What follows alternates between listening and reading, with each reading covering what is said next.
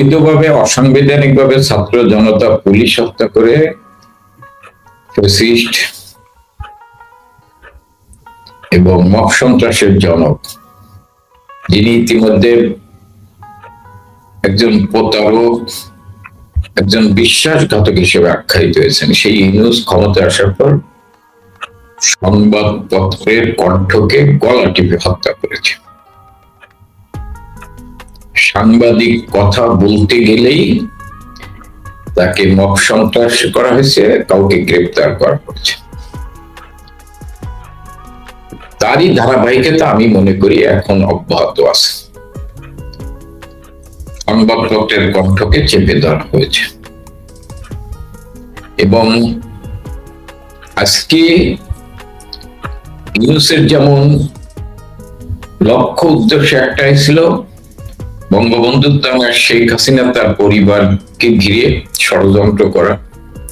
5ই August হত্যা করতেই চেয়েছিল, আল্লাহ রক্ষা করেছেন। মেটিকুলাস ডিজাইন করে জননেত্রী শেখ হাসিনাকে হত্যা করার পরিকল্পনা ছিল, আল্লাহ রক্ষা করেছেন। তারপরে শেখ হাসিনার বিরুদ্ধে মিথ্যা ষড়যন্ত্রমূলক মামলা দিয়ে আওয়ামী লীগের কার্যক্রম নিষিদ্ধ করা, ছাত্রলীগের কার্যক্রম নিষিদ্ধ করা, এর ভিতর দিয়ে আওয়ামী লীগকে নিশ্চিহ্ন করার ষড়যন্ত্র অব্যাহত রেখেছে। কিন্তু বাংলাদেশের জনগণ ইউনূসের অপশাসন, দুঃশাসন এর বিরুদ্ধে বাংলাদেশের জনগণ উপলব্ধি করেছিলেন যে শেখ হাসিনাই তাদের জন্য একমাত্র আস্থার ঠিকানা। শেখ হাসিনাই পারবে দেশটাকে এগিয়ে নিয়ে যেতে। শেখ হাসিনা এগিয়ে নিয়েছেন, শেখ হাসিনারই দরকার। এই কারণেই ইউনূস বঙ্গবন্ধু তনয়ের বিরুদ্ধে সবসময় মিথ্যাচার ষড়যন্ত্র করে আসছে এবং আওয়ামী লীগের কার্যক্রম নিষিদ্ধ করেছেন, যাতে আওয়ামী লীগের নেতৃত্বে মানুষ ঐক্যবদ্ধ না হতে। তারই ধারাবাহিকতায় আজকে যারা ক্ষমতায় এসেছেন তারাও সেই ধারা অব্যাহত রেখেছে এবং আওয়ামী লীগ এবং বঙ্গবন্ধু তনয় জননেত্রী শেখ হাসিনা তার বিরুদ্ধে মিথ্যাচার করছে, ষড়যন্ত্র করছে। আমি মনে করি আপনি যে নিউজের কথা বলেছেন এটাই তারই একটি অংশ। আওয়ামী লীগের কোন নেতা কর্মী তারা বঙ্গবন্ধু তনয়ের ভাবমূর্তি ক্ষুণ্ণ হোক এরকম কোন মন্তব্য করতে পারে না, কারণ তাদের আস্থার ঠিকানা হচ্ছেন শেখ হাসিনা। কারণ শেখ হাসিনাই হচ্ছেন, আমি বলি যে দলকে ঐক্যবদ্ধ রাখার জন্য শেখ হাসিনার যেমন প্রয়োজন, দেশকে রক্ষা করার জন্য, দেশকে এগিয়ে নিয়ে যাওয়ার জন্য শেখ হাসিনার প্রয়োজন, একাত্মকে রক্ষা করার জন্য শেখ হাসিনার প্রয়োজন, অসাম্প্রদায়িক বাংলাদেশ প্রতিষ্ঠার জন্য শেখ হাসিনার প্রয়োজন, এবং মানুষের অন্ন, বস্ত্র, বাসস্থান, চিকিৎসা এর নিশ্চয়তা দিতে হলে শেখ হাসিনার প্রয়োজন। আপনি দেখেন আজকে মানুষের নাবিশ্বাস হচ্ছে, মানুষ আহাজারি করছে। আজকে হামের টিকা দিতে পারেননি বলে আজকে কিন্তু কয়েকশো শিশু মারা গিয়েছে। হাসপাতালগুলোতে আহাজারি, আর্তনাদ। গতকালও 11 জন শিশু মারা গিয়েছে। কিন্তু বঙ্গবন্ধু তনয় জননেত্রী শেখ হাসিনা যখন ক্ষমতায় ছিলেন তখন 90% উপরও বেশি, 90% উপর শিশুদের টিকা দিয়ে এসেছেন এবং তিনি এই টিকাদান কর্মসূচি তার সফলতার জন্য আন্তর্জাতিক স্বাস্থ্য সংস্থা তার প্রশংসা করেছে এবং তাকে ভ্যাকসিন হিরো হিসেবে আখ্যায়িত করেছেন। আপনি শেখ হাসিনার সময় সার, বিদ্যুৎ মানুষ ঠিক মতো পেয়েছেন এবং সারের দাবিতে শেখ হাসিনার সময় সাধারণ মানুষ বা কৃষকদের রাস্তায় নামতে হয়নি। 1,62,00,000 প্রকৃতি কৃষকদের তিনি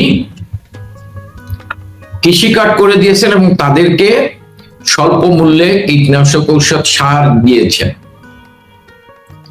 এবং কৃষি খাতে 17,000 কোটি টাকা ভর্তুকি দিয়েছে।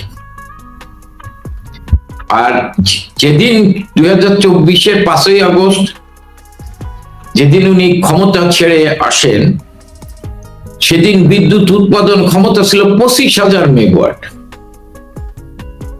আজকে বিদ্যুতের জন্য মানুষ হাহাকার করছে। শেখ হাসিনা আজকে মানুষ উপলব্ধি করছে। আমি ধরেন উন্নয়নেরও কথা নাই বললাম, পদ্মা সেতু, metro rail, Karnaphuli tunnel, Bangabandhu সেতু, বঙ্গবন্ধু মানে যমুনা নদীর উপর আবার নতুন করে ট্রেন, আমি এই কথাগুলো নাই বললাম। 100টা অর্থনৈতিক জন, 1 কোটি লোকের কর্মসংস্থানের ব্যবস্থা গ্রহণ উদ্যোগ নিয়েছিলেন, কিন্তু শেখ হাসিনা নাই। প্রায় 400-র উপর গার্মেন্ট শিল্প বন্ধ, প্রায় 50 লক্ষের উপর মানুষ কর্মহীন হয়ে পড়েছেন, অর্থাৎ সারা দেশে হাহাকার। এই কারণে মানুষ এখন উপলব্ধি করছে যে শেখ হাসিনাই ভালো ছিল, এবং মানুষ এটাও বুঝেছেন যে 5ই আগস্ট যে শেখ হাসিনা থেকে ক্ষমতার থেকে সরে যেতে হয়েছে, যারা সরিয়েছে তারা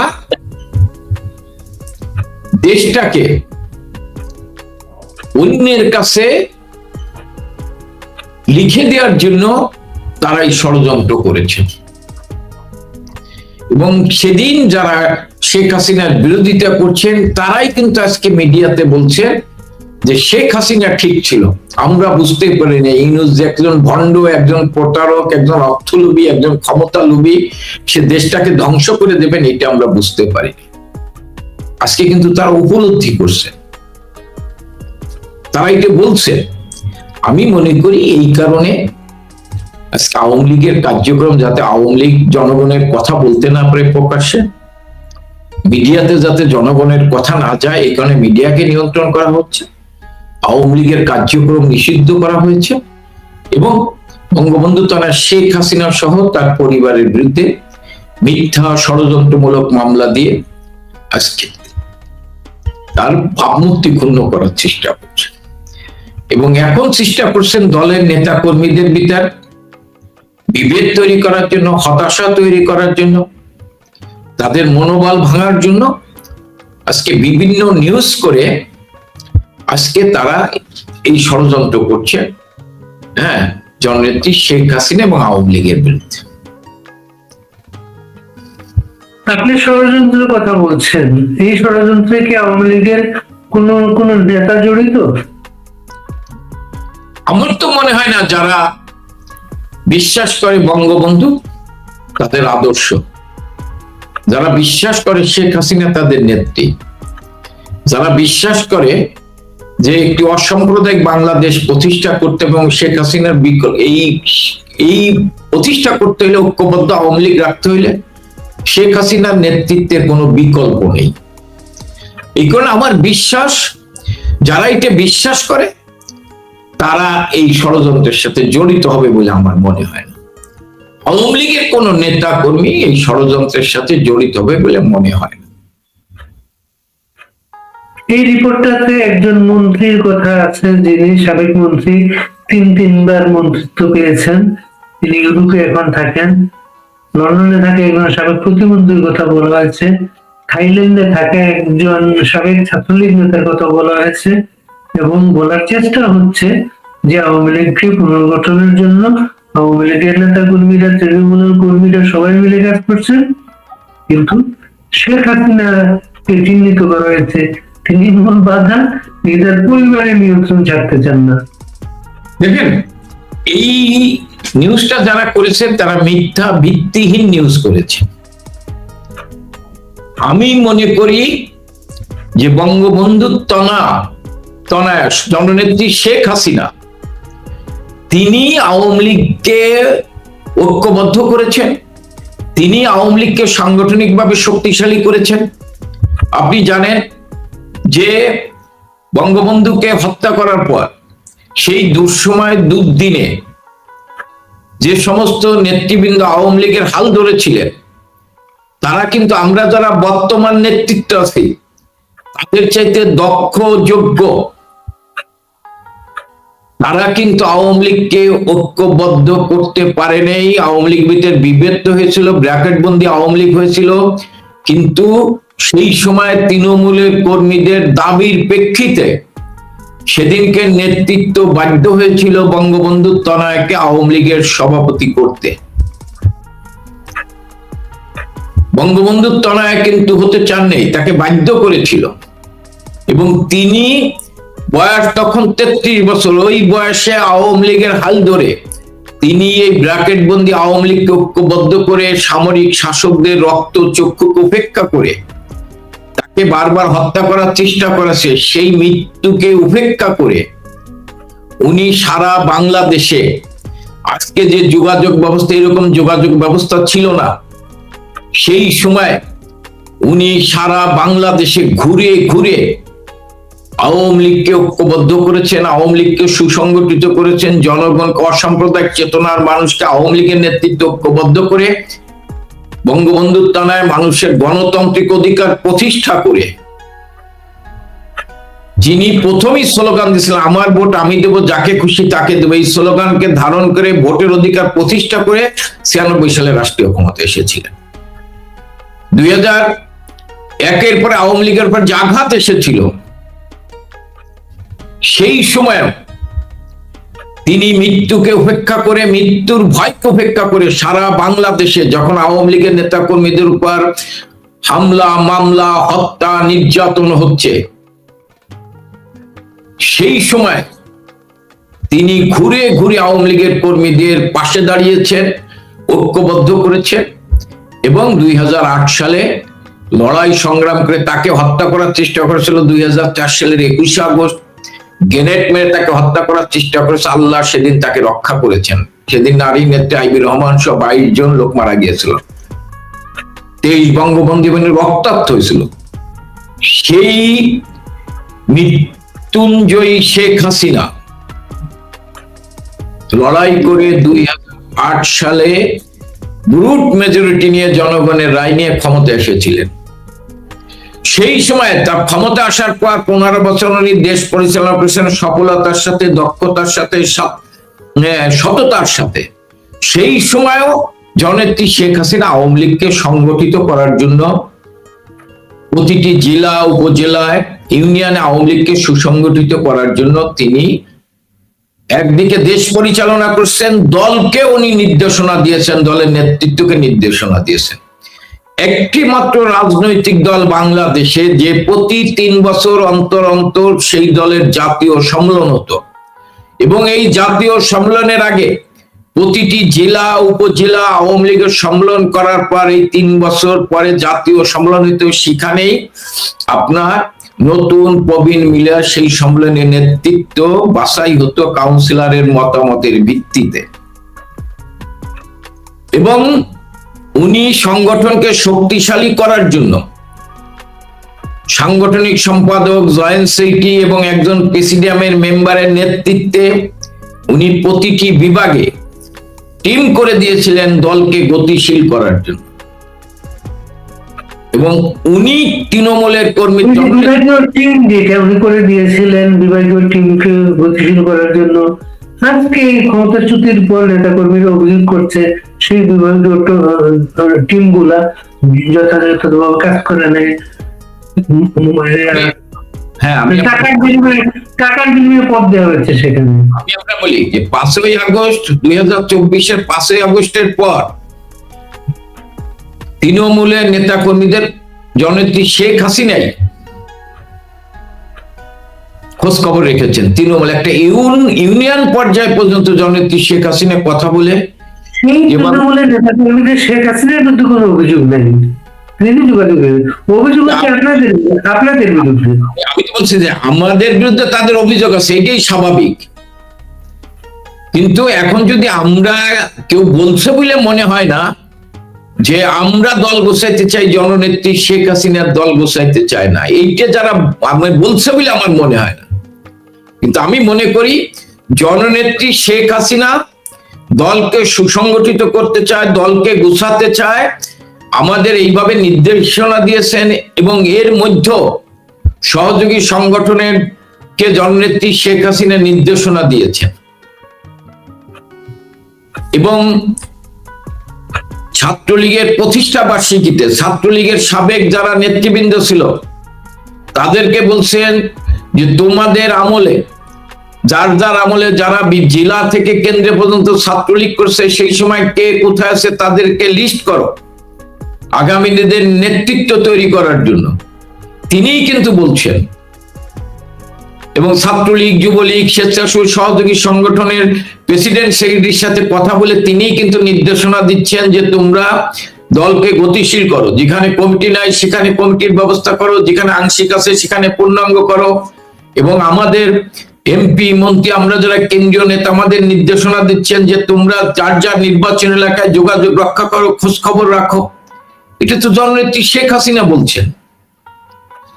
আপনি যে কথা বলছেন এইটা কেউ বলছে কিনা আমার বিশ্বাস হয় না। যদি কেউ বলে থাকে এটা দুঃখজনক। বরং আমরা ঠিক মতো কাজ করছি না এইটা হয়তো আমি বলতে পারি। জননেত্রী শেখ হাসিনা পাশে আপনি যে এডমিট করছেন শেখ হাসিনা যেভাবে নির্দেশ দিচ্ছেন সেভাবে আপনারা কাজ করছেন না বা কাজ করতে পারছেন না আপনারা। আমরা মনে করি আমরা যদি 5ই আগস্টের পর যেভাবে বঙ্গবন্ধুর তনয় সারা বাংলাদেশে খোঁজ খবর রেখেছে, আমরা যারা কেন্দ্রীয় নেতা, আমরা যারা মন্ত্রী এমপি, আমরা যারা জেলার নেতা, হ্যাঁ, আমরা যারা বিভিন্ন স্তরে নির্বাচনের প্রতিনিধি, আমরা সবাই মিলে যদি এই আমাদের নির্বাচন এলাকা বা যার যেখানে দায়িত্ব যদি খোঁজ খবর রাখতাম, তাহলে কর্মীদের ভিতর আপনি যে ক্ষোভটা দেখছেন এই ক্ষোভটা থাকতো না। কর্মীরা আরো শক্তি পাইতো, আরো সাহস পাইতো। আমি মনে করি যে আমরা বরং যেভাবে খোঁজ খবর নেওয়ার কথা আমরা এইভাবে নিচ্ছি না। অনেকেই সংগঠন গুছাতে চায় জননেত্রী শেখ হাসিনা, সেই অনুযায়ী আমরা কাজ করছি না। হ্যাঁ, আমাদের যদি পরিকল্পনা থাকে, আমরা যদি কোনো কিছু ভাবি, কেন্দ্রীয় নেতারা সেটা আলোচনা করে আমরা আমাদের প্রিয় নেত্রীকে প্রস্তাব দিতে পারি। কিন্তু নেত্রী নিজেই তো বলতেছেন। যারা এই নিউজ করে, আমি মনে করি আওয়ামী লীগের কোন নেতা এইটা বলেছেন বলে আমার বিশ্বাস হয় না। যদি বলে দুঃখজনক। আমি মনে করি এইটা জননেত্রী শেখ হাসিনার প্রতি যে সারা আওয়ামী লীগের তৃণমূলের কর্মীদের যে আস্থা, বিশ্বাস, এই বিশ্বাসে কেউ এইগুলো লিখে চির ধরাতে পারবে না। কর্মীদের হতাশ করতে পারবে কিন্তু চির ধরাতে পারবে না। কর্মীরা কিন্তু শেখ হাসিনার প্রতি বিশ্বাস, আস্থা। বরং আমরা যদি কেউ এটি করে থাকি, আমার বিশ্বাস করেনি, করে থাকি, তাহলে তিনি তৃণমূলের কর্মীদের কাছ থেকে আস্থা করে নিক্ষেপ হয়ে যাবে। এই রিপোর্টটা পড়ে আমার কাছে 91-এর আওয়ামী লীগ তো মনে হচ্ছিল। 91-এর ইলেকশনের পরে আওয়ামী লীগের কোনো নেতা অভিযোগ করছিলেন নেতৃত্বের বিরুদ্ধে, এই কারণে দল ক্ষমতা যেতে পারেনি।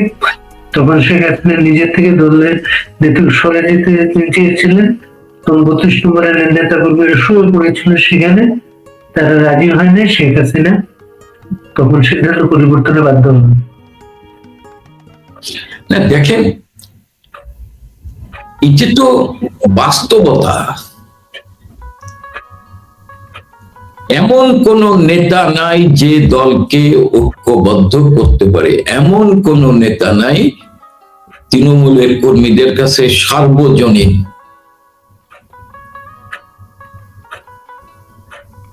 তৃণমূলের কর্মীদের একমাত্র আস্থার ঠিকানা হচ্ছেন শেখ হাসিনা। আল্লাহ শেখ হাসিনাকে 5ই আগস্ট রক্ষা করেছেন বলেই আমরা স্বপ্ন দেখছি ঘুরে দাঁড়ানো।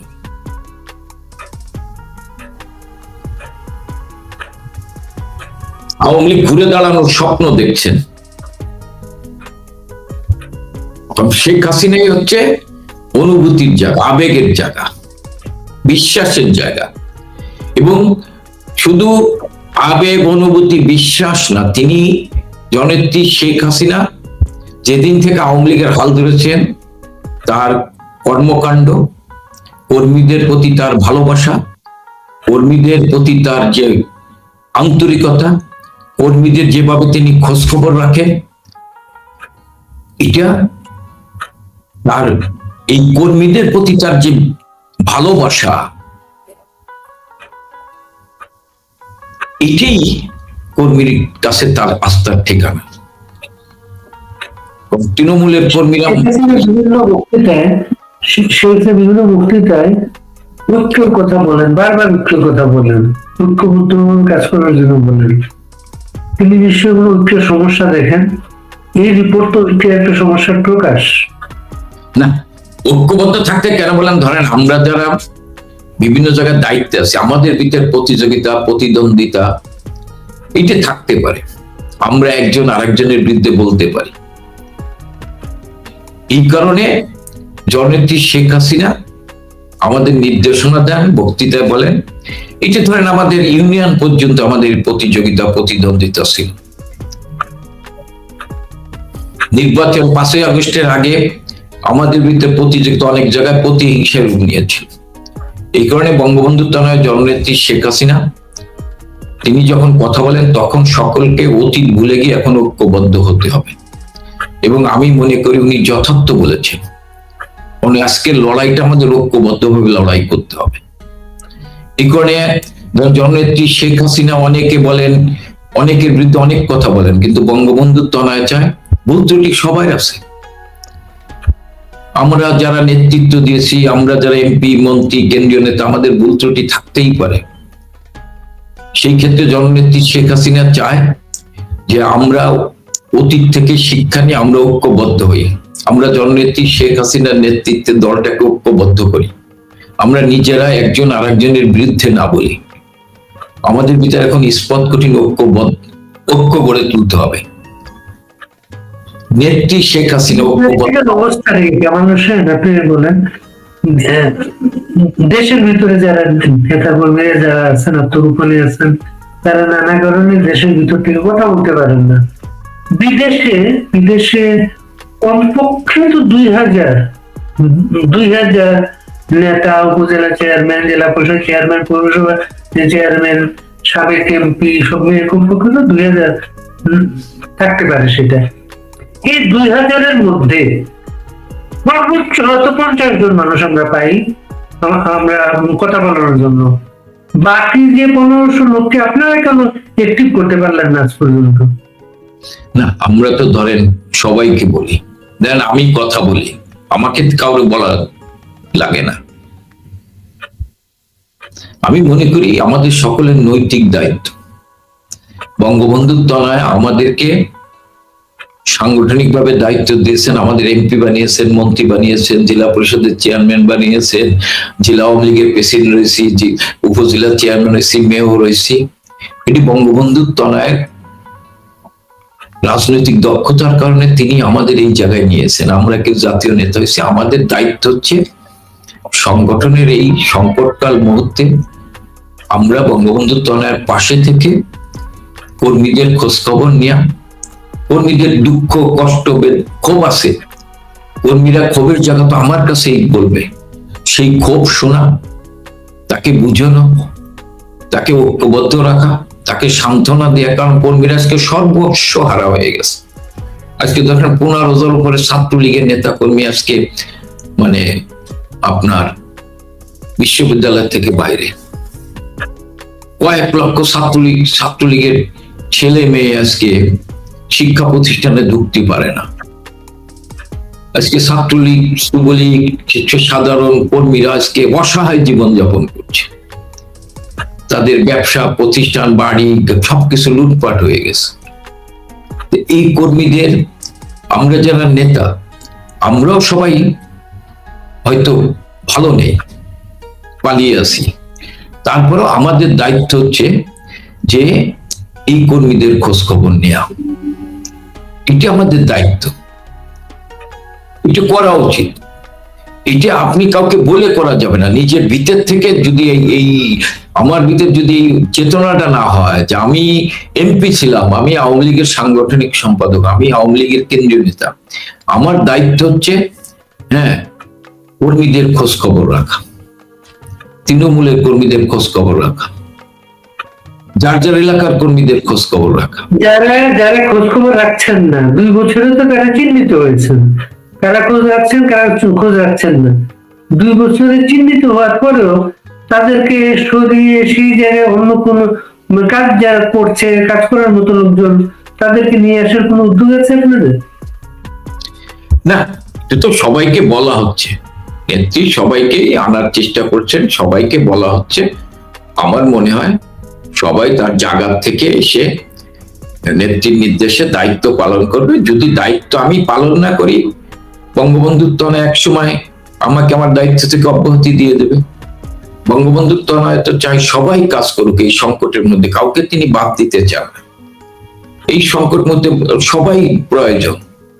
এই কারণে বঙ্গবন্ধুর তনয় সবাইকে নিয়ে, আমার ভিতরে ক্ষোভ থাকতে পারে যে আমি কাজ করতেছি আপনি করতেছেন না, তাহলে আপনি কেন একই, এটা অনেকের থাকতে পারে। আমি মনে করি এটা থাকা ঠিক না, সবাইকে কাজে লাগাতে হবে।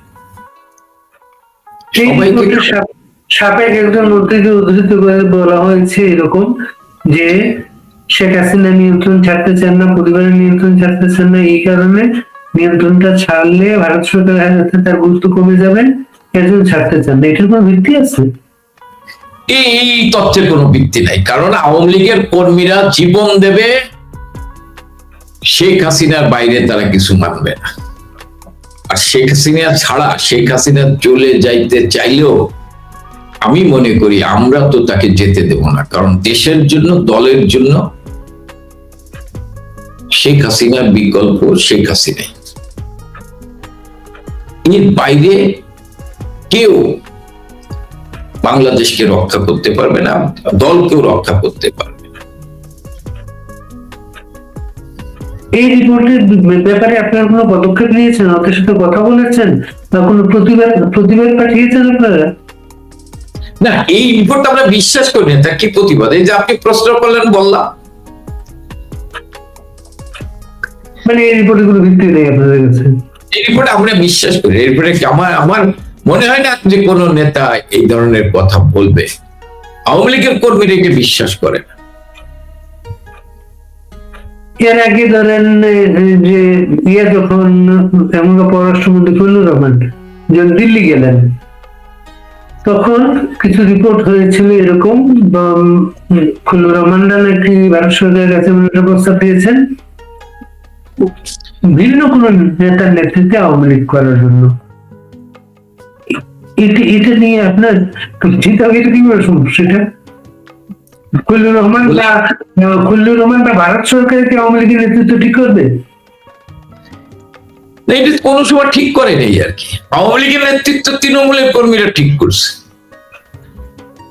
আওয়ামী লীগের নেতৃত্ব আওয়ামী লীগের কাউন্সিলররা ঠিক করছে,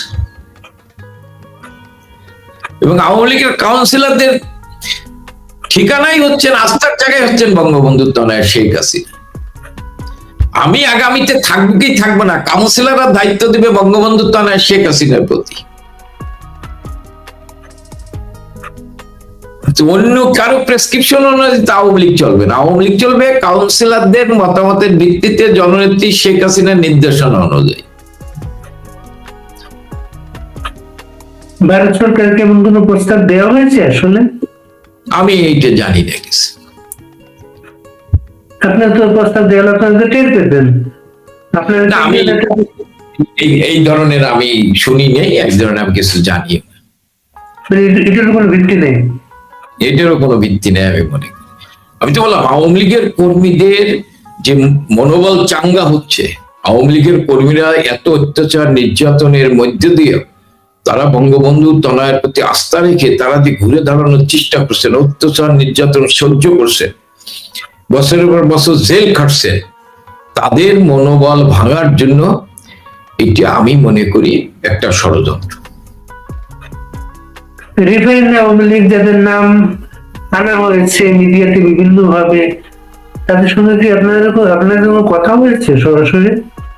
আসলে কাদের নাম আনলো, আপনি নাম কেউ আনতে পারে, আমি যাদের কথা বলায় আমরা মনে করি তারা সকলে জননেত্রী শেখ হাসিনার নেতৃত্বে দলকে সংগঠিত করার জন্য কাজ করবে।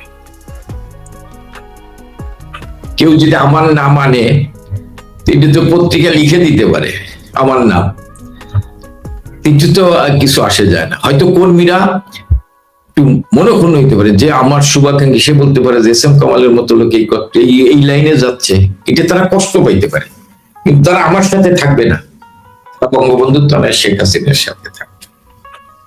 এখানে আমি, হ্যাঁ, এখন যে আমার গুণগান গাচ্ছে, আমি যখন এই দলে থাকবো না তখন সে আর আমার গুণগান গাবে না,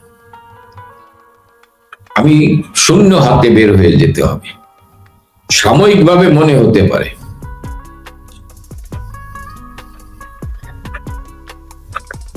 নিউ ইয়র্কের একজন মানবাধিকার ব্যক্তিত্ব মোহাম্মদ আলী সিদ্দিকী আমাদের অনুষ্ঠানে এসেছিলেন কয়েকদিন আগে। তিনি বলেছিলেন তিনি শেখ হাসিনার সঙ্গে কথা বলেছিলেন, এই যে রিফাইন্ড আওয়ামী লীগের কথাবার্তা মিডিয়াতে দেখেন, কথা বলেছিলেন। শেখ হাসিনা তাকে বলেছেন, তারপর হোসেন চৌধুরী, শিরিন শারমিন চৌধুরী, এদের সঙ্গে তার কথা হয়েছে, এটা কোনো ক্রিয়া নেই এবং তারা আওয়ামী লীগের সঙ্গে কখনো বেইমানি করবে না। না, বঙ্গবন্ধু তারা জননেত্রী শেখ হাসিনা আমাদের নেতা, শিরিন শারমিন চৌধুরীর নেতা, সাবের হোসেন চৌধুরীর নেতা, তাদের সাথে কথা বলতে পারে। এবং আমারও বিশ্বাস যে তাদের ভাবমূর্তি ক্ষুণ্ণ করার জন্য কেউ হয়তো তাদের নাম আনতে পারে। তারা বঙ্গবন্ধু তানার প্রতি শতভাগ আস্থা বিশ্বাস তাদের আছে বঙ্গবন্ধু তানার প্রতি, এবং আমরা মনে করি আগামী দিন আওয়ামী লীগকে সুসংগঠিত করার জন্য তারা অবদান রাখবে, তারা অবদান রাখবে। দেশের ভেতরে যেহেতু আছেন, তাদের সুযোগ আছে তাদের কাজ করার, সেটা তারা অবদান রাখবে দলকে সংগঠিত করার। কিন্তু একটা বিপদ, আপনি কয়েকদিন খেয়াল করেছেন, খাগড়াছড়ি ছাত্রলীগের একটা কমিটি দেওয়া হয়েছিল কয়েকদিন আগে, কমিটি দেওয়া হয়েছে। আজকে নিউজ দেখলাম সেই কমিটির যত মেম্বার আছেন সবার নামে মামলা দেওয়া হয়েছে। শোনেন, এই যে যারা বলে সাংগঠনিক কাঠামো কমিটি, এই কারণে বঙ্গবন্ধু তনয়া, হ্যাঁ, বলেছিলেন যে এই কমিটি দিলেই ধরপকড় শুরু হবে। যার ফলে ধরেন যেখানে আছে, আমাদের যেখানে ধরেন আমাদের তো আওয়ামী লীগের তো সারা দেশেই কমিটি আছে, প্রতিটি জেলার পূর্ণাঙ্গ কমিটি আছে, প্রতিটি জেলার আওয়ামী লীগের কয়েকটি বাদে আর কি প্রতিটি জেলার পূর্ণাঙ্গ কমিটি আছে। হ্যাঁ, অনেকে 5ই আগস্টের পরে হয়তো এই ভয় আতঙ্কে হয়তো পালিয়ে আছেন, কিন্তু তারা এখন তাদের এলাকায় খোঁজ খবর রাখবে বলে আমরা বিশ্বাস করি, ঠিক আছে না?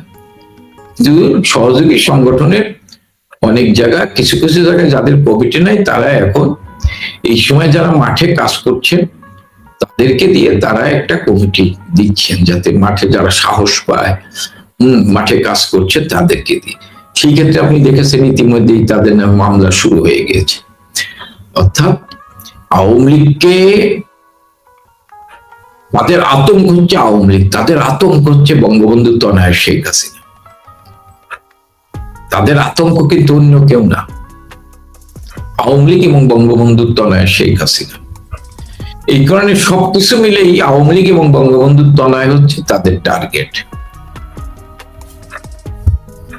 আজকে যে বাংলা নিউজের যে রিপোর্টটা নিয়ে আমরা কথা বললাম, এই ব্যাপারে কি আপনারা কোনো অভ্যন্তরীণ তদন্ত করার চেষ্টা করবেন?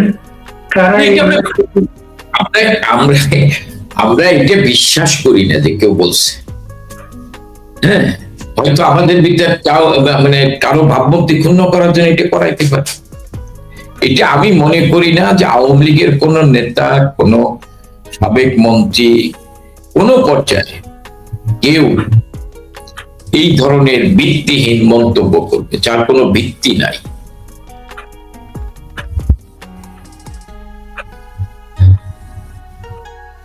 আপনারা সাংগঠনিক ভাবে যে কথাগুলো বললেন, আমাদের আমি যে প্ল্যাটফর্ম গুলো গড়ে তুলেছি, কথা বলার চেষ্টা করি, সর্বমোট সব মিলিয়ে হয়তো 50 জন আমাদের গেস্ট আছে, সবাই এদেরকে ঘুরিয়ে ফিরিয়ে আনি।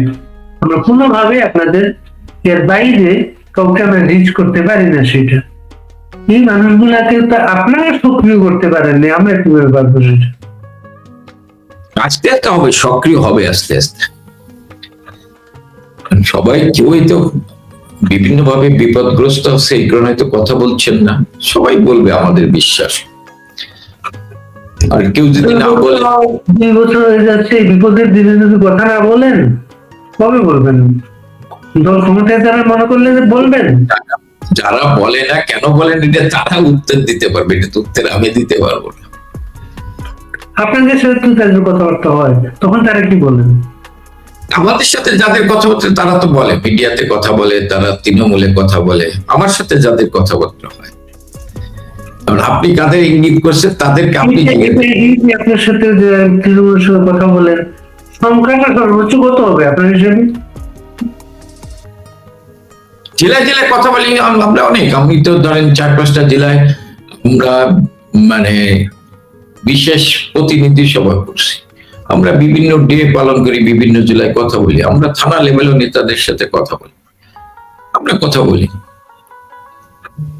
একটা তথ্য আসলো আপনার কথা থেকে, 4-5টা জেলায় প্রতিনিধি সভা করেছেন এই 20 মাসে।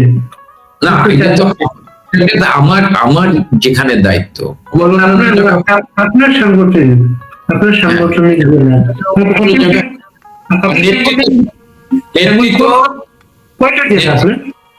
9টা নেতৃত্ব সব জেলায় করছে।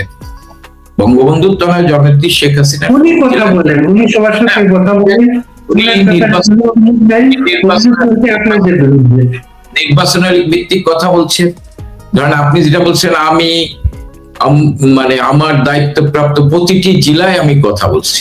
হ্যাঁ, সব জায়গায় হয়তো প্রেসিডেন্ট সেক্রেটারি পাইনি, কোথাও সেক্রেটারি, কোথাও প্রেসিডেন্টে পাইছি, অনেকে গার্ড হাতে গেছে, অনেকে বয়স্ক লোক, অসুস্থ, কিন্তু কথা বলার চেষ্টা করছি।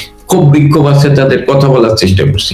আমি আমার দায়িত্বপ্রাপ্ত বিভাগের বাইরেও আমি আরো অন্যান্য জেলায় কথা বলার চেষ্টা করছি, থানা লেভেলে কথা বলার চেষ্টা করছি। আমরা চেষ্টা করি কথা বলার জন্য।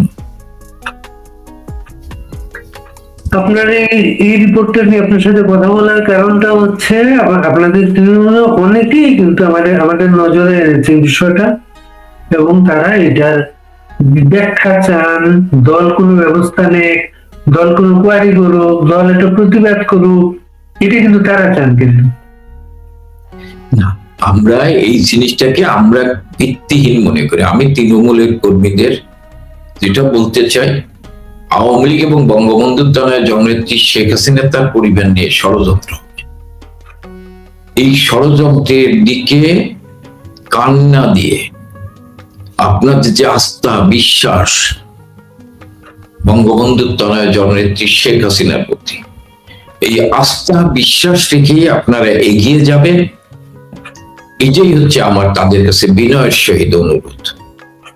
এইখানে আপনি একটা গুরুত্বপূর্ণ বঙ্গবন্ধু পরিবারের বিরুদ্ধে ষড়যন্ত্র হচ্ছে, চলমান, এবং এই ষড়যন্ত্রের সঙ্গে আপনাদের দলের লোক জড়িত থাকতে পারে। দলের লোক জড়িত থাকবে এটা আমি বিশ্বাস করি না। এমন ঘটনা আছে, দলের তো বহু ঘটনা আছে। আওয়ামী লীগের লোক ছিল। না, আপনি বলতে পারবেন খন্দকার মোস্তাক ছিল, খন্দকার মোস্তাক ইতিহাসের রাস্তা করে নিক্ষেপ হয়েছে, খন্দকার মোস্তাক মীর জাফর হিসেবে আখ্যায়িত হয়েছে। যদি এই ভুল কেউ করে, সেই ওই রকম খন্দকার মোস্তাকের মতো ইতিহাসের রাস্তা করে নিক্ষেপ, সাময়িকভাবে সুবিধা পাইতে পারে, কিন্তু ইতিহাসের রাস্তা করে নিক্ষেপ হবে। এটাই তো তাদের বিরুদ্ধে আপনার স্পষ্ট মেসেজ। আমি না জানেন, আমিও যদি করি, আমি ইতিহাসের রাস্তা করে নিক্ষেপ, আমার বিশ্বাস কেউ করবে না। যেহেতু আপনি করছেন, খন্দকার মোস্তাকরা করছে, অনেকেই করছে, তারা ইতিহাসের রাস্তা করে নিক্ষেপ হয়েছে। এরকম যদি আমি করি, আমি ইতিহাসের রাস্তা করে নিক্ষেপ, কারণ কর্মীরা আমারে দেখে আমি আওয়ামী লীগ করে না, আদর্শ বঙ্গবন্ধুর আদর্শকে বুকে ধারণ করে আওয়ামী লীগ করে। আর নেত্রী শেখ হাসিনাকে মেনে আওয়ামী লীগ করে। আপনার দলের নামে একজন বিভিন্ন টকশোতে আসেন, তিনি বলার চেষ্টা করেন সব সময় আপনারা যারা আমাদের সঙ্গে কথা বলেন আপনাদের কারোর সঙ্গে নাকি শেখ হাসিনার কোনো যোগাযোগই নেই। না, সেটা তার হয়তো ধারণা হইতে পারে যে আমাদের কারোর সাথে যোগাযোগ নাই। এটা কি মানে সে হয়তো নাও জানতে পারে। যেমন আমার সাথে আপনার যোগাযোগ আছে কিনা তো আরেকজন জানতে পারবে না, আমার সাথে আপনার সাথে আপার কথা হয় কিনা এটা তো আমি বলতে পারবো না, ঠিক আছে না? এটা তো আমার সাথে আপনার একটা যোগাযোগ আছে তো প্রমাণ, আপনি আমার অনুষ্ঠানের গেস্ট এই মুহূর্তে কথা বলছেন, আপনি কি আমি এই মুহূর্তে আপনি আমার অনুষ্ঠানে গেস্ট কথা বলছেন, আপনার সাথে যে যোগাযোগ আছে এটা প্রমাণ তো সেটা না, এটা আমি না আপার সাথে আপনার যোগাযোগ আছে কিনা এটা তো আমি বলতে পারবো না, বা আমার সাথে আপার যোগাযোগ আছে কিনা এটা তো আপনি বলতে পারবেন না আমি না বললে। সেটাই। আমি যদি বলি যে ভাই আমি আজকে আপার সাথে কথা বলে আসছি, তা আপনি কি আমার ইনকোয়ারি করে তো দেখবেন, আপারে জিজ্ঞেস যে এস এম কামাল কথা বলছে কিনা, তারপরে না বলবেন যে না এস এম কামাল কোনো যোগাযোগ নাই। এটা তো ধরেন ব্যক্তিগত বিষয়, ঠিক আছে না? এই নেতা এমন কথাও বলেছেন তিরস্কার করে যে এখন সারাক্ষণ খালি তৃণমূল তৃণমূল করে, ক্ষমতায় থাকতে তৃণমূলের কোনো খবরই ছিল না। শোনেন, আমি এই মুহূর্তে কারো সম্পর্কে মন্তব্য করতে চাই।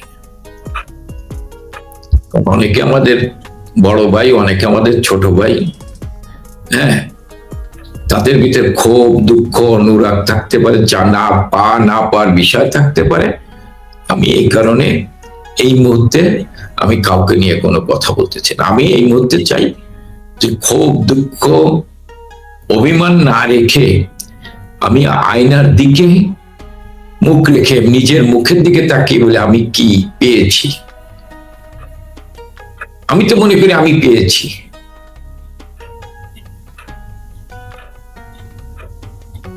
আমি পেয়েছি, আপনি আমাকে আওয়ামী লীগের কামাল হিসেবে ডেকে আনেছেন, এটি তো পেয়েছি আমি। আমার দায়িত্ব হচ্ছে আমার ভিতরে ক্ষোভ দুঃখ থাকলেও কিন্তু এই সংকটময় মুহূর্তে এটা প্রকাশ করা ঠিক না।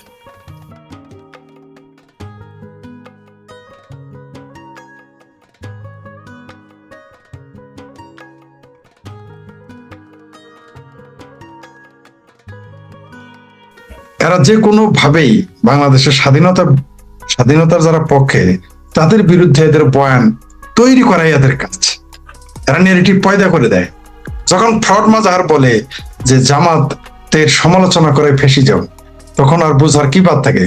তেমনি যে এরা জামাতের পক্ষে পাকিস্তানের পক্ষে, তেমনি বদিউল আলম মজুমদারের মতো বদমাইশ গুলো, শিক্ষিত বদমাইশ, এরা যখন বলে যে প্রেসিডেন্টের তো জেলে থাকার কথা, বদিউল আলম মজুমদারের কোথায় থাকার কথা, ইউনূসের কোথায় থাকার কথা, এগুলো বললে আবার আমরা খারাপ হয়ে যাব, মন্দ হয়ে যাব।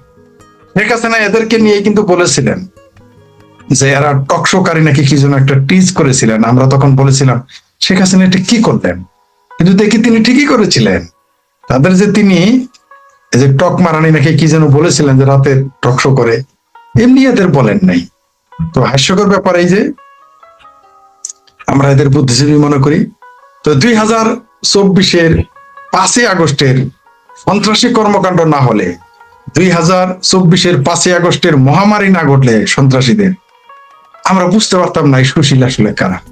আরো ফাঁস হবে। জামাত যদি ক্ষমতায় আসতো তখন দেখতেন এদের বয়ান আরো, এরা পারতেছে না বলতে, সরাসরি বঙ্গবন্ধুর নাম নিয়ে গালি দিতে এখন পারতেছে না, কারণ জামাত ক্ষমতায় আসে নাই। সরাসরি মুক্তিযুদ্ধ বিরোধিতা এরা মৌলবীদের মতো করতে পারতেছে না। সরাসরি জামাত, হেফাজত, নিজামে ইসলাম, মুসলিম লীগ, পেয়ারা পাকিস্তানের মতো সরাসরি মুক্তিযোদ্ধার বিরোধিতা করতে পারতেছে না মুক্তিযুদ্ধের। কারণ এখনো জামাত ক্ষমতায় আসেনি। এই সুশীলদের রূপটা আরো পরিষ্কার হয়ে যাবে। এই সুশীলদের কথায় যদি কেউ মুক্তিযুদ্ধে যাইতো আজ দেশ স্বাধীন হইতো না। এই দেশ স্বাধীন করেছে অজপরাগায়ের মানুষ লেংটি মেরে গিয়েছিল, সেন্টো গেঞ্জি আর কাঁধে গামছা নিয়ে মাল কোষা দিয়ে মাঠে নেমেছিল মূর্খ লোকগুলো। এই সমস্ত বুদ্ধিজীবীদের কথা যদি শুনতো তাহলে আজও বাংলাদেশ স্বাধীন হতো না, আর কথা না। যেমন আজকে তাদের 2024 সালের পরে, আগে আমি কি 2024 সালের আগে আমি রাজনীতিবিদ, যে কোনো রাজনীতিবিদকে যে ঘৃণা করতাম সেটা আমি আমি বিস্মিত হয়ে যাই। আমি এত ঘৃণা করতাম তাদের chairman, member, mayor, councillor, MP, মন্ত্রী সবাইকে তীব্র ঘৃণা করতাম, এগুলো বদমাইশ। কিন্তু 2024 সালে পরে দেখলাম এই সুশীল বুদ্ধিজীবীরা হলো 3 গুণ বেশি বদমাইশ। ওই যাদের বদমাইশ বলি আমরা, চেয়ারম্যান, মেম্বার, এমপি, কাউন্সিলর, মন্ত্রী, এদের যত গালি দেই, এদের যেমন তারা যেমন ক্ষতি হয়, কিছু ক্ষতি হয়, তেমনি এদের দ্বারা সমাজের কল্যাণ হয়। এই বুদ্ধিজীবীদের দ্বারা এই দেশ, জাতি, সমাজ, ধর্ম, রাষ্ট্র, মানুষের অধিকার, গণতান্ত্রিক অধিকার সবগুলোই ধ্বংস হয় সুশীলদের দ্বারা। 5 তারিখে 2024-এর 5 আগস্টের পরে আমি বাংলাদেশের রাজনীতিবিদদের ভালোবাসতে শুরু করেছি, চেয়ারম্যান, মেম্বার, গমসুরদের ভালোবাসতে শুরু করেছি, কারণ এরাই সঠিক। এই সমস্ত তথাকথিত শিক্ষিত বদমাইশেরা এলো আসল বদমাইশ। তার একটা প্রমাণ হচ্ছে এই যে আজকে যে বয়ান দিয়েছে যে কেন প্রেসিডেন্ট কেন জেলে না থেকে জেলের বাইরে, ইউনূসের কথা বলে না কেন, কেন জামাতের আমিরের কথা বলে না কেন, জামাতকে নিষিদ্ধ, আওয়ামী লীগ নিষিদ্ধের ব্যাপারে তাদের কোনো বয়ান কেন নেই? তার মানে এরা এই দেশের নয়, কোনো না কোনো প্রভুর ভাষাতে কথা বলতেছে এবং প্রভুদের কাজকে তারা এগিয়ে নিয়ে যাচ্ছে। বাংলাদেশের মানুষ কি এতই বোকা?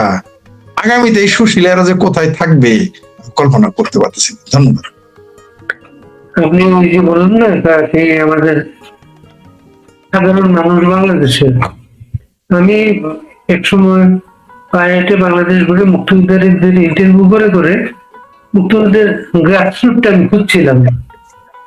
আমি দেখলাম বেশিরভাগ মুক্তিযোদ্ধা বাড়ি থেকে পালিয়ে গেছে, এরা ক্লাসে ফাইভ করে না এখন, এরা ব্যাকবেঞ্চার ছিল, বাড়ি থেকে পালিয়ে গেছে এবং খুব সাধারণ পরিবারের সদস্য কিন্তু এরা।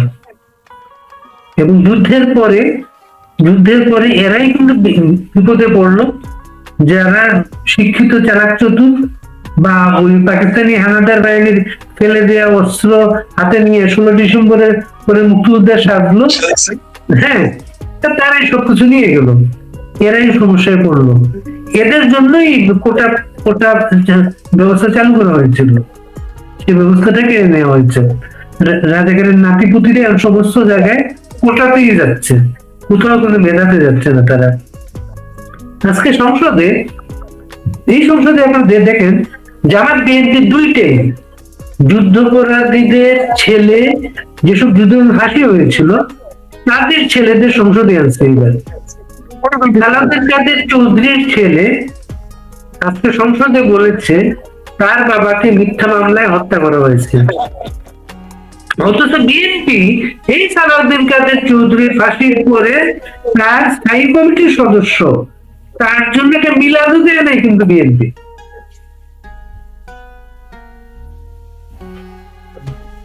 কি বলবো আর, আমি ওই শাকা চৌধুরী স্বাধীনতা বিরোধী নৃশংস হত্যাকারী, নৃশংস এই শাকা চৌধুরীর পুত্র যখন বয়ান দিয়েছে সেইখানে গিয়ে আমি কমেন্টস করে এসেছি যে রাজাকার যেমন আজীবন রাজাকার থাকে না, হ্যাঁ, মুক্তিযোদ্ধা যেমন আজীবন মুক্তিযোদ্ধা থাকে না, কিন্তু রাজাকার আজীবন রাজাকার, তেমনি মুক্তিযোদ্ধার সন্তানেরা আজীবন মুক্তিযুদ্ধের চেতনা নাও বয়ে বেড়াতে পারে, কিন্তু একজন রাজাকার আল বদর আল শামস, তাদের পুত্র কন্যা নাতিপুতিরা আজীবন ওই 47-এর চেতনা এবং 71-এর মুক্তিযুদ্ধ বিরোধী চেতনা নিয়েই তারা বড়, কোনো সন্দেহ নাই। তো শাকা চৌধুরীর পুত্রগুলো বলবেই। বিএনপি একই সাথে বলে যে জামাতকে রুখে দিতে হবে, স্বাধীনতা বিরোধী রুখে দিতে হবে বলেছে। এই যে মির্জা ফখরুল সাহেব বলেছেন যে তাদেরকে রুখে দিতে হবে, কিন্তু সেই সাথে তার আইনমন্ত্রী আবার বলে যে জামাত শিবির হচ্ছে তাদের একই পিতার সন্তান। যদিও তারেক রহমান বলেছিল এক মায়ের পেটের ভাই, তারেক রহমান বলেছিল শিবির এক মায়ের পেটের ভাই, আর ছাত্রদল ছাত্র শিবির এক মায়ের পেটের ভাই। আর তারই বর্তমান আইনমন্ত্রী বলতেছেন যে জামাত, বিএনপি, শিবির আর হচ্ছে একই পুত্রের একই পিতার সন্তান। আবার তাদের মহাসচিব, তাদের দলের মহাসচিব এবং মন্ত্রী বলতেছে যে স্বাধীনতা বিরোধীদের রুখে দিতে হবে। শুনেছি কালকে একদিন একজন কৃষিবিদ এসে বলেছেন, ডক্টর আব্দুল আওয়াল স্যার, তিনি বলেছেন যে এই যে আজকের যে স্পিকার মেজর হাফিজ, তিনি একদিন সংসদে দাঁড়িয়ে বলেছিলেন জামাতকে নিষিদ্ধ করতে হবে বা জামাতের বিরোধিতা করেছেন।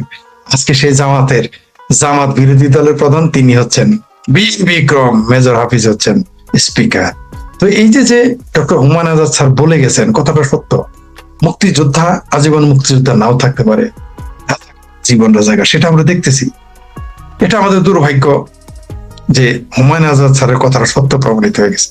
আসলে যারা সাহিত্যিক, যারা বিজ্ঞ, যারা পণ্ডিত, তারা আগামী দিন দেখতে পারেন, তারা জ্যোতিষ নয় কিন্তু তারা আগামী দিন দেখতে পারেন। তাই ডক্টর হুমায়ুন আজাদ স্যারের কথাগুলো সত্য পরিণত হয়েছে। অবশ্যই এর জন্য দায়ী বাংলাদেশের রাজনীতিবিদের, এই দেশের জনগণ দায়ী। আপনি দেখেন আজকে এত শাখা চৌধুরীর পুত্র এত বড় কথা কিভাবে বলতে পারে? কারণ তাদের ৭১ একবার ক্ষমা করা হয়েছিল, সেই ক্ষমাটাকে তারা লম্বা করেছে। বঙ্গবন্ধু ক্ষমা করেছিলেন, সাধারণ ক্ষমা ঘোষণা করেছিলেন যারা মানবতা বিরোধী অপরাধ করেনি তাদের জন্য, সেটাকে জায়েজ করে দিল পরবর্তী সরকারের সাথে, মাফ করে দিয়েছে। একই সাথে তারা বলে তারা অপরাধ করে না, আবার বলে মাফ করে দিয়েছে। জিয়া এসে তাদেরকে মুক্ত করে দিল, তাদের প্রধানমন্ত্রী বানালো এই দেশের রাজাকারদের, বঙ্গবন্ধুর খুনিকে রাষ্ট্রদূত বানালো, এই বাংলাদেশের স্বাধীনতা বিরোধীদের রাজনীতি করার সুযোগ দিয়ে দিল। এইভাবে আস্তে আস্তে তারা চলে আসলো। এটা আমাদের দুর্ভাগ্য। আর তারই পুত্র আজকে স্বাধীনতা বিরোধীদের পুত্রদের সংসদে পিতা এনেছেন, স্বাধীনতার বিরোধীদের ক্ষমতায় সংসদে বসিয়েছেন। আর তার জিয়াউর রহমানের সেই পুত্র তারেক রহমান মুস্তাকা প্রধানমন্ত্রী সেই স্বাধীনতা বিরোধী রাজাকার আল বদর আল শামস এবং তাদের কুল শিরোমণি এর পুত্রদের কন্যাদের ক্ষমতায় বসিয়েছে।